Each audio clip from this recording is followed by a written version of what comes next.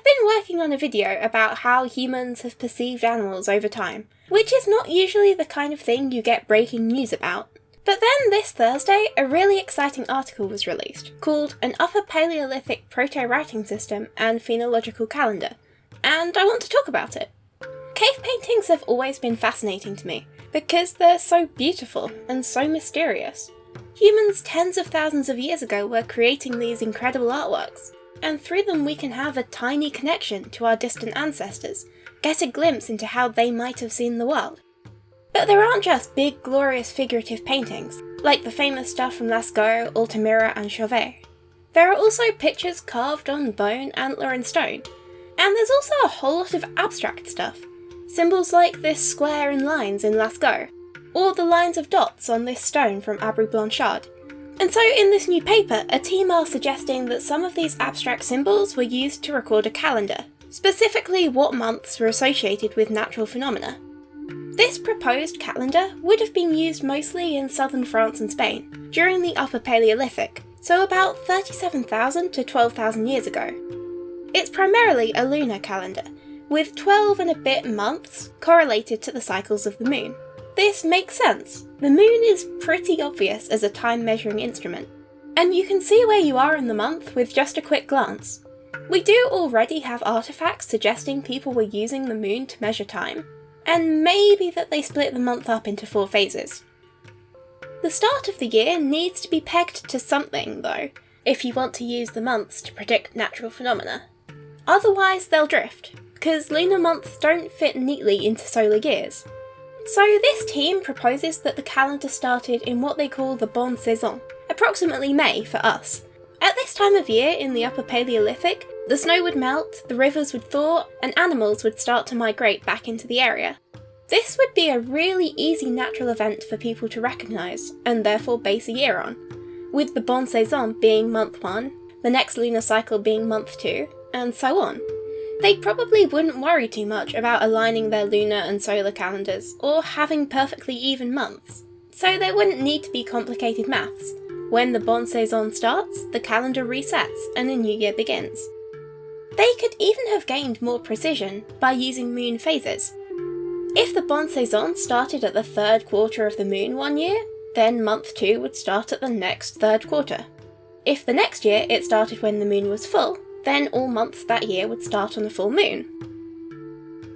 Okay, so this does sound like a cool calendar system, but what are they basing it on? Well, a lot of cave paintings of animals are accompanied by sequences of lines and dots, and this team thinks that these sequences were used to convey dates, specifically the mating and birthing seasons of the depicted animals. If you take modern data on when those seasons are, and convert it to a lunar calendar that counts months starting from the Bonne Saison, it does seem to line up pretty well with the distributions of marks. So, for example, aurochs are most often depicted with 3 or 4 marks, and they would have mated in roughly the 4th month of this calendar, so that seems to match. Mammoths mostly mated from the 4th to the 6th month, and they're depicted most often with 5 marks. Here's a mammoth with 2 sets of 5. From Lascaux, a deer with 7 dots in its antlers. Deer would mate in roughly the 7th month. And look at this horse from the O and its cute little smile. The 3 marks on its shoulder might mean that around here, the 3rd month was horse mating season. Another horse, depicted on an antler from La Madeleine, gets 4 marks, so maybe the season had a slightly later peak there. There are also symbols that look a bit like the letter Y, which this team thinks represents birth, either because it's one line becoming 2, or because it looks a bit like parted legs. So when that turns up in a sequence, it means that an animal tends to give birth in that month. This is another antler from La Madeleine depicting a horse, with the 2nd mark in the sequence being that Y symbol, so horses give birth in the 2nd month. That would be roughly June in our calendar, and yeah, horses do give birth around that time. I can't really show too many examples here because the images just aren't available. But according to the statistics in the article, there are some very strong correlations between the number of marks, the positions of the Y symbol in sequences, and the dates when these animals would be doing noticeable stuff. And because these markings are so simple, it would be pretty easy for them to be understood and passed around over thousands of years and hundreds of miles, especially with just how mobile people were back then.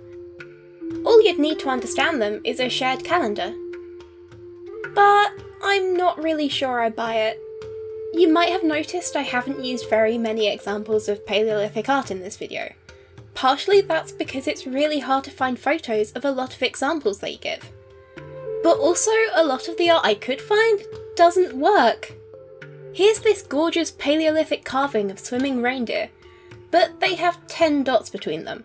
And in the proposed calendar, reindeer are doing stuff in months 1, 2, 6 and 7, not 10. Here's a horse from Lascaux with 10 dots, and that doesn't correlate with anything either. And I'm sure that in their data, there are plenty that do match up well. It's just that I can't check most of the primary sources, which I think is kind of necessary considering how subjective these interpretations can be. Like, they speculate that the lines on this deer's stomach are recordings of a migration pattern, when they look the same as the hair on the neck. I think this deer just has a hairy stomach.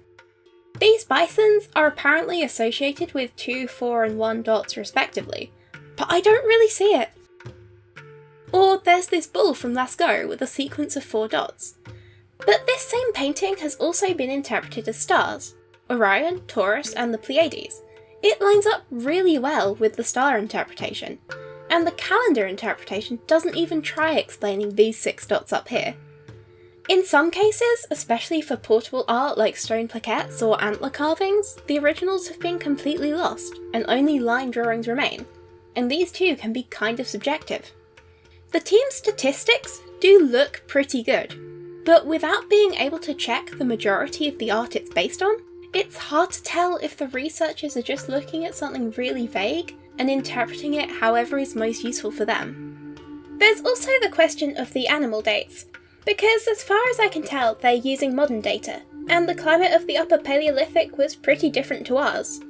There was also an ice age in the middle of it, so it seems weird that over the whole of the Upper Paleolithic, the timing of natural phenomena would remain as consistent as they're claiming.